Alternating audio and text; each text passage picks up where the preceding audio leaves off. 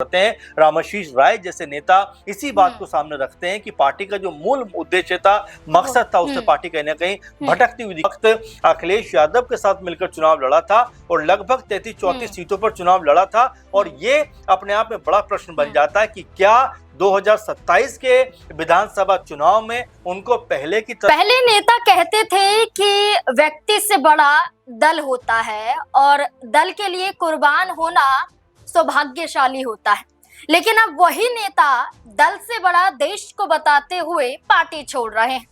क्या उत्तर प्रदेश में 2027 के विधानसभा चुनाव से पहले आरएलडी प्रमुख जयंत चौधरी पर विश्वास कम हो रहा है?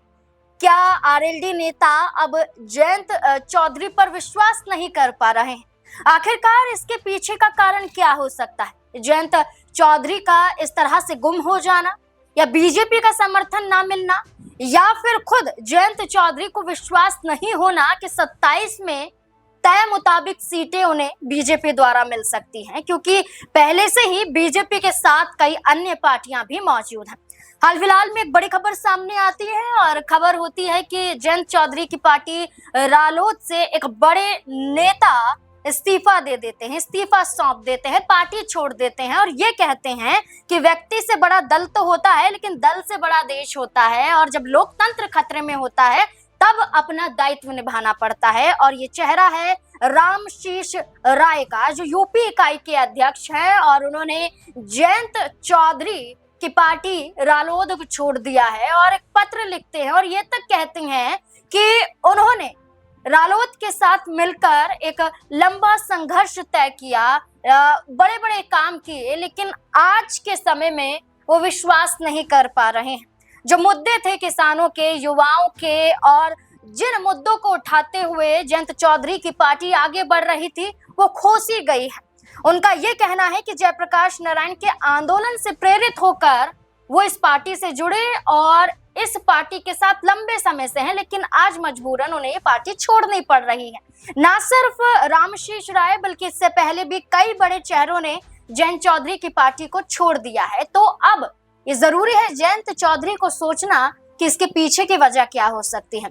क्या बीजेपी के साथ जुड़े रहना यही सबसे बड़ी कमजोरी है? क्या 2027 के विधानसभा चुनाव से पहले जयंत चौधरी बीजेपी पर दबाव बना सकते हैं या फिर बीजेपी का साथ छोड़ सकते हैं? यहीं से बड़े सवाल बन जाते हैं और जवाब यहां पर जानने की कोशिश करेंगे हमारे वरिष्ठ सहयोगी अमन जी से। सर, बड़ा चेहरा माना जा रहा है यूपी इकाई के अध्यक्ष रामशीष राय का, और ये माना जा रहा है कि जयंत चौधरी के साथ हमेशा देखे जाते थे, राइट हैंड की तरह माने जाते थे, लेकिन आज पार्टी छोड़ देते हैं देश का नाम लेते हुए, और ये तक कहते हुए कि जिस तरह से दिल्ली जंतर मंतर पर जो प्रोटेस्ट हुआ है ये भी एक बड़ा मुद्दा है। तो अब उन्हें ये चीजें याद आ रही हैं। और क्या वजह हो सकती है कि जो जयंत चौधरी की पार्टी के नेता जयंत चौधरी का साथ छोड़ रहे हैं? देखिए, बिल्कुल नाज़मीन, क्योंकि जिस तरह से पश्चिम उत्तर प्रदेश की बात करें तो जयंत चौधरी की पार्टी आरएलडी हमेशा मजबूत रही है, लेकिन जिस तरह से यहाँ पर तमाम बड़े नेता दल छोड़ रहे हैं, पार्टी छोड़ रहे हैं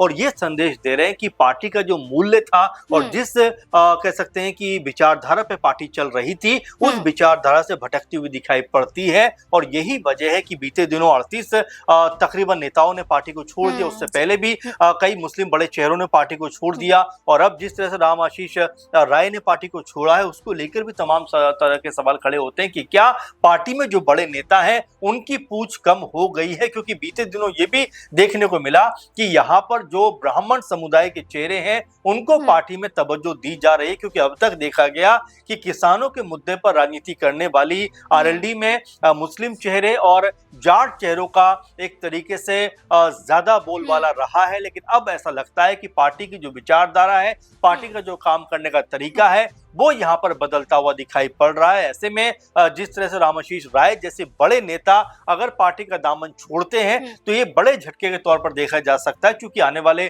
4 से 5 महीने के बाद उत्तर प्रदेश में चुनाव का माहौल पूरी तरह से अपने उफान पर होगा। और उससे पहले जबकि तमाम पार्टियां, चाहे समाजवादी पार्टी की बात करें, बसपा की बात करें, बीजेपी की बात करें, या फिर हम जो है कांग्रेस की बात करें, इसके अलावा बीजेपी खेमे के साथ में जुड़े हुए जो भी दल हैं, जिसमें सुबह सपा हो गई और निषाद पार्टी है, ये तमाम जो दल हैं ये लगातार अपने आप को मजबूत करने का और समीकरण बैठाने का प्रयास में लगे हुए हैं। वहीं अगर हम आरएलडी को देखें तो लगातार जो खबरें आ रही हैं हर कह सकते हैं 15 से 20 दिन के बाद इस तरह का मैटर सामने आ जाता है कि कोई ना कोई बड़ा चेहरा उनका साथ यहाँ पर छोड़ता हुआ दिखाई पड़ता है। और जिस तरह से रामशीष राय ने पार्टी का दामन छोड़ा है, ये बड़ा झटका आरएलडी के लिए साबित होता हुआ दिखाई पड़ सकता है। अच्छा सर, यहाँ हम बात कर रहे हैं कि जैसा कि आपने कहा कि ब्राह्मण कार्ड खेला जा रहा है अब आरएलडी के जरिए अपने कोर वोट बैंक को वो कहीं ना कहीं दरकिनार कर रहे हैं, चाहे वो किसान हो, जाट हो, मुसलमान हो,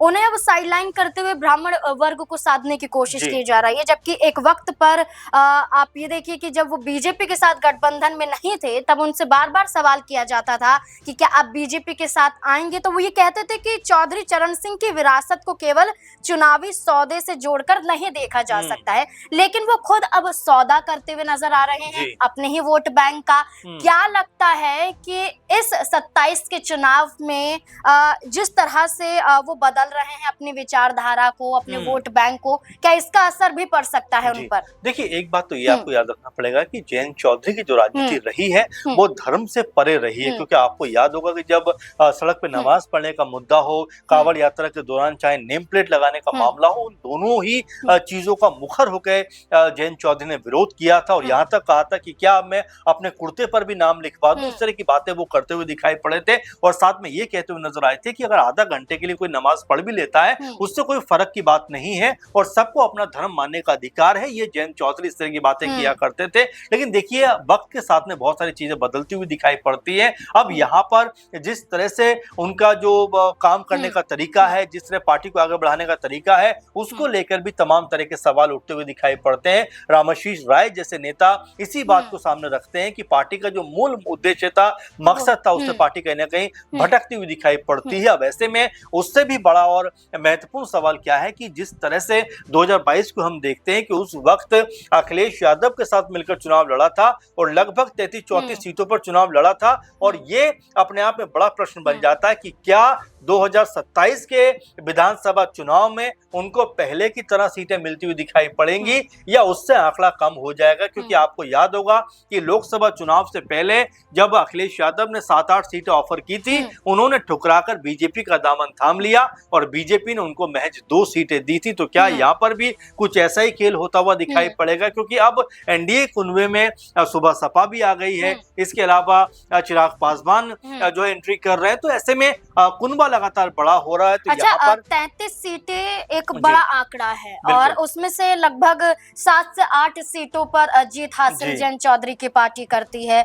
और आपने सही कहा कि लोकसभा चुनाव में 7 सीटों का ऑफर सपा की तरफ से, लेकिन बीजेपी के साथ 2 सीटों पर चुनाव लड़ा जाता है। राज्यसभा चुनाव में भी कहीं ना कहीं बड़ी खींचतान के साथ वो देखे जाते हैं।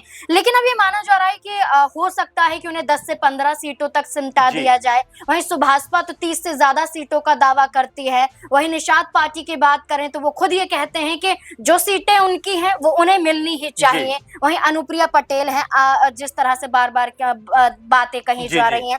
चिराग पासवान की बात करें, वो खुद कहते हैं 403 सीटों पर हम तैयारी कर रहे हैं, देखते हैं कि बीजेपी कितनी देगी। तो ज्यादा गठबंधन में पार्टियां नजर आती हैं। तो ये कहा जा रहा है कि 10 से 15 सीटों पर सिमटाया जा सकता है। अगर ऐसा होता है तो क्या वो अपनी सहमति जताते हुए नजर आ सकते हैं? बड़ी और महत्वपूर्ण बात क्या है कि 2022 में अनुप्रिया पटेल, निषाद पार्टी दोनों बीजेपी के साथ में थे। उस वक्त अनुप्रिया पटेल को 18 सीटें बीजेपी की तरफ से मिली, जिसमें से 12 या 13 सीटें जीती हुई दिखाई पड़ी थी। 12 सीटें जीती, एक शायद उपचुनाव में उन्होंने जीती, तो कुल मिलाजुलाकर 13 सीटें उनके पास हैं। वही निषाद पार्टी की बात करें तो उनको 15-16 सीटें मिली, 5-6 वो भी जीते हुए दिखाई पड़े। तो ऐसे में वो दोनों पार्टियां जरूर ये चाहेंगी कि उनको भी सीटें बढ़कर मिलती हुई दिखाई पड़े। और एक इंटरेस्टिंग फैक्ट ये भी है कि उस समय आरएलडी और सुबह सपा दोनों ही बीजेपी के साथ नहीं थी। अब 27 में समीकरण बदलेंगे क्योंकि ये दोनों पार्टी एंटर करेंगी तो बीजेपी इनको कितनी सीटें देती हुई दिखाई पड़ेगी। और पहले से ही जिस तरह 18 सीटों पर में से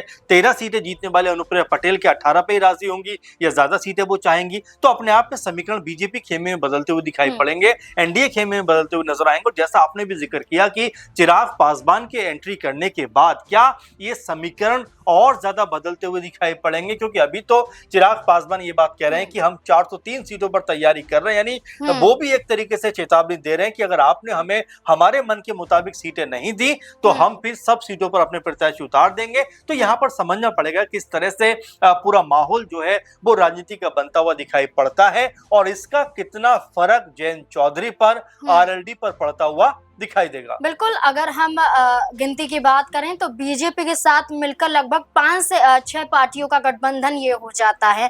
और क्योंकि इसमें जेडीयू पार्टी भी ये कह रही है कि वो उत्तर प्रदेश में चुनाव लड़ेगी और चिराग पासवान की पार्टी तो पहले से ही कह रही है। तो अब यही देखना होगा कि जयंत चौधरी की पार्टी से लगातार इस्तीफा होना और वहीं जयंत चौधरी का कुछ ना कहना और सीटों को लेकर अभी से ये कहना कि हो सकता है कि उतनी सीटें ना मिल पाए जितनी 22 में मिली। तो क्या करेंगे जयंत चौधरी, अभी फैसला लेना होगा क्योंकि समय नजदीक है, चुनाव नजदीक है और अभी कुछ नहीं बोले जयंत चौधरी तो काफी देर हो सकती है। आपको क्या लगता है जयंत चौधरी की चुप्पी को लेकर? अपनी राय कमेंट सेक्शन में जरूर दें। धन्यवाद।